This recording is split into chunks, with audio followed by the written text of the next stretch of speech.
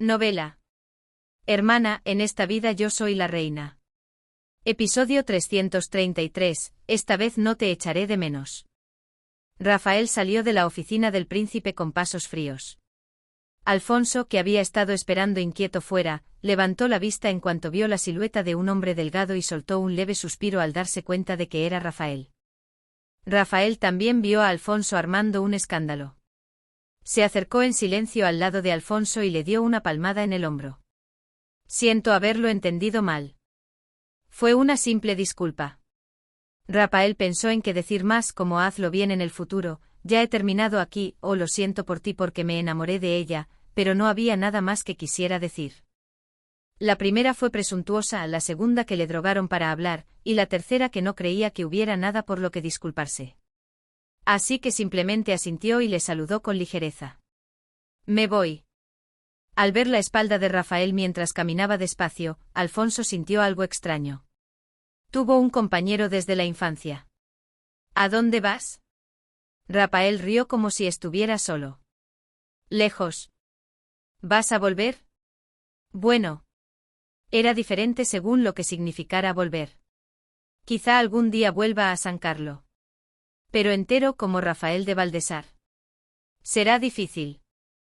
Esto se debe a que una persona que se ha entregado a los brazos de los dioses celestiales es fundamentalmente diferente de una persona en el mundo, y la persona de mañana inevitablemente será muy distinta del yo de hoy.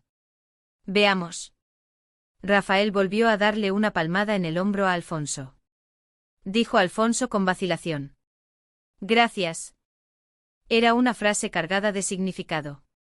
En ella se entretejían múltiples capas de emoción, el pesar de Rafael porque su amor por Ariadne no hubiera fluido con naturalidad, su gratitud porque ella hubiera venido hasta la Tierra Santa para ayudarlo, su agradecimiento hacia quienes habían permanecido al lado de Ariadne en su ausencia. Al oír esto, Rafael simplemente se echó a reír. Lo hiciste bien. Y eso fue todo. Caminó y salió del palacio del príncipe. Su paso era como si tuviera un destino firmemente establecido. Alfonso, dejando atrás la figura de Rafael que se marchaba, miró su oficina. Ella debía de estar sola dentro. Tragó saliva con la boca seca. Pasó un breve momento y se oyó el crujido de las hojas secas. Alfonso, que había estado sumido en sus pensamientos, levantó la cabeza de repente. Ahora no es la estación en que caen las hojas. Era el sonido del dobladillo del vestido de una mujer. Efectivamente, Ariadne con su vestido rosa apareció caminando suavemente a la vista de Alfonso. Ari. Alfonso, ¿me estabas esperando todo este tiempo? Ella se echó el abundante cabello negro detrás de la oreja y lo miró con ojos llenos de dudas. Hablamos durante mucho tiempo. Alfonso instintivamente mintió. No, estaba paseando y por casualidad.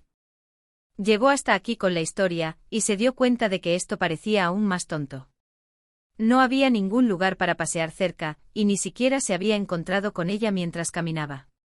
Se quedó parado frente a la puerta de la oficina y fue atrapado. Alfonso suspiró y confesó. Sí, te estaba esperando. Hablemos un poco. Ariadne asintió en silencio. Caminaron por el pasillo del palacio del príncipe, bajaron las escaleras de mármol y llegaron al jardín. A diferencia del jardín principal de la residencia del rey, decorado con árboles altos y flores vistosas, el jardín del palacio del príncipe era un jardín pequeño y encantador. Y ahora era la época en la que las flores del seto de espino plantado comenzaban a marchitarse lentamente, sustituidas por lilas que levantaban la cabeza. Con cada paso que se daba por el sendero nocturno, cada vez más oscuro, el aroma de las lilas recién florecidas cosquilleaba la punta de la nariz.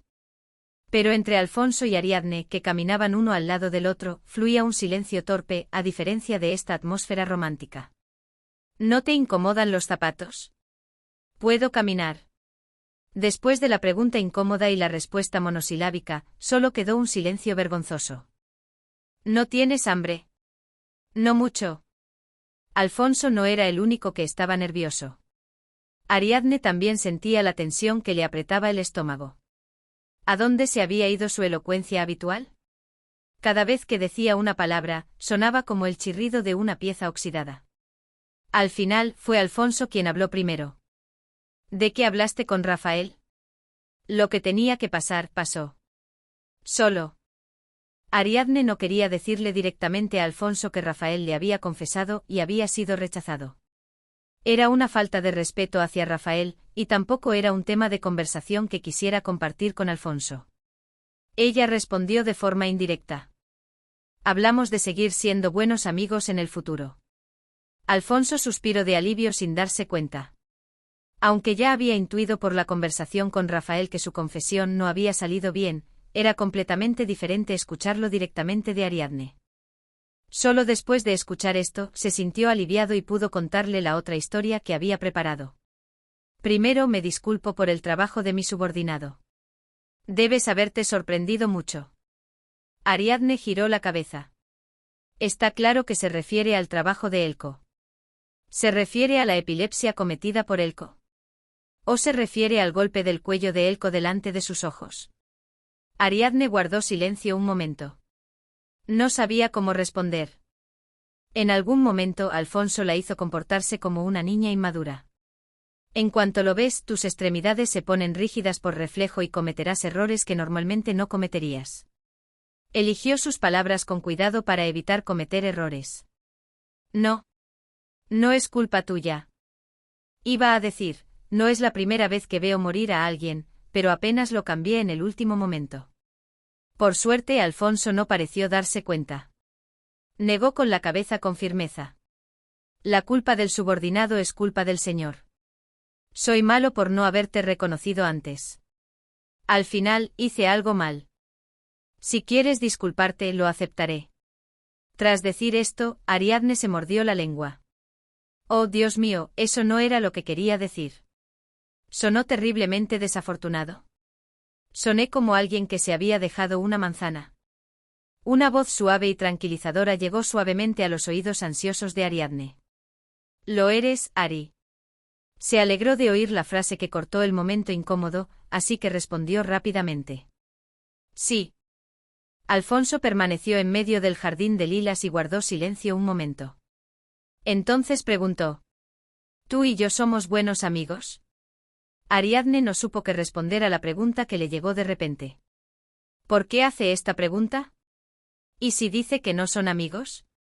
Lo tomará como que no son ni siquiera amigos, así que no deberían volver a verse. Significa que como se disculpó por lo de Elko, lo que Ariadne le dijo una vez en la sala de las estrellas, de que no se hiciera más el cercano con ella, se da por no dicho y vuelven a ser amigos. ¿O acaso quiere decir que quiere salir con ella? ¿Una continuación del beso de antes? No, no puede ser. Y en el improbable caso de que fuera eso, si Alfonso no lo decía en serio y Ariadne de repente dijera sí, salgamos, ¿qué tan ridículo sería? Ariadne eligió una respuesta que sonaba difícil, pero que era aceptable. Si tú quieres, supongo que sí. ¿Yo? Alfonso fue directo al grano sin rodeos. No quiero ser tu buen amigo. Declaró con voz llena de determinación. No puedo ser solo tu amigo. Los pasos de ambos se habían detenido. Ariadne, al escuchar la declaración de Alfonso, se quedó inmóvil como una estatua de sal y lo miró fijamente. Solo con verte de pie junto a mi amigo, mis ojos arden, ¿cómo voy a ser tu amigo? Alfonso estaba a menos de 2/3 de pie, unos 30 centímetros de Ariadne. Era una distancia que podía ser lejana o cercana. Los vellos de Ariadne se erizaron. Podía sentir cada uno de sus alientos. Era el momento perfecto para un beso. Los corazones de ambos latían al unísono en perfecta armonía. Con solo extender la mano, se tocarían. Piel caliente contra piel y mucosas contra mucosas conversarían. Su respiración se aceleró. Pero Alfonso mantuvo esa distancia y continuó hablando. Creía que era una persona responsable, pero no lo era. Si pensaba en el futuro del reino etrusco, lo correcto era aceptar el matrimonio con la gran duquesa Lariesa sin objeciones. Pero él no podía hacerlo. Creía que era una persona sin ambición, pero tampoco era eso. No podía cortar el apego que sentía por la mujer que tenía delante. Sabía en su cabeza que poner en orden sus sentimientos era lo correcto para todos, pero no podía cortar ese sentimiento de atracción. Ni siquiera le habría resultado tan difícil si le hubieran pedido que se cortara un brazo o una pierna. Para Alfonso de Carlo, olvidar a Ariadne de Mare era como amputar algo esencial que estaba ligado a su propia existencia. Sin embargo, ella era para él, solo para él en este mundo, un lujo prohibido. Si la ambición es el deseo interminable de algo que a uno no se le permite, entonces Alfonso era el hombre más ambicioso del mundo. Siempre sacas de mí un lado que no conocía. La miró con calma. No era la niña de 15 años que conoció por primera vez, sino una mujer de 20 y tantos años, bellamente madura, la que lo miraba. Ella era igual y diferente a la vez. Había cosas que seguían siendo las mismas, como sus labios carnosos de cereza y sus dientes de conejo que lo habían hecho enamorarse por primera vez, y había muchas cosas que habían cambiado desde entonces, como la impresionante figura que se extendía desde su esbelto cuello y sus delicadas clavículas. Pero Alfonso no miraba a Ariadne de forma fragmentada. Mirando a la deslumbrantemente hermosa Ariadne, obtuvo la convicción opuesta, por ridículo que pareciera, de que la amaría incluso si se convirtiera en una abuela de pelo blanco. Ya fueran sus labios finos o gruesos, su cabello largo o corto, su edad joven o avanzada, Ariadne era Ariadne. Lo que él amaba no era su apariencia embellecida, sino la persona misma de Ariadne. Alfonso le confesó con voz baja. Sé mi mujer.